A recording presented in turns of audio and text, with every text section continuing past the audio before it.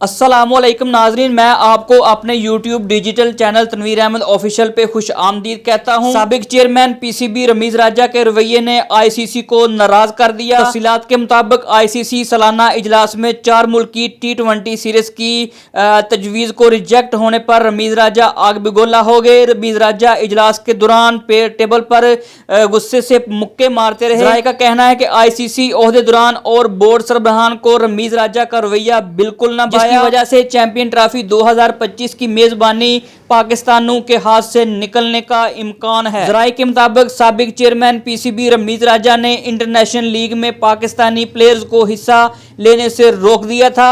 रमीज राजा ने chairman international league से Pakistani player के ओज $3 मिलियन की डिमांड की। ILT 13 जनवरी से 12 फरवरी तक दुबई में खेली जाएगी। Chairman PCB management committee Najam Sethi मामलात को अफहाम और तफहीम से हल करने के लिए कोशिशां थे। ICC के नाराज ओहदेदारान को मनाने के लिए 13 जनवरी को UAE रवाना होंगे। नाजरीन, वीडियो अच्छी लगी तो लाइक कीजिए, चैनल सब्सक्राइब कीजिए। मिलते हैं अगली वीडियो तक। अल्लाह हाफिज।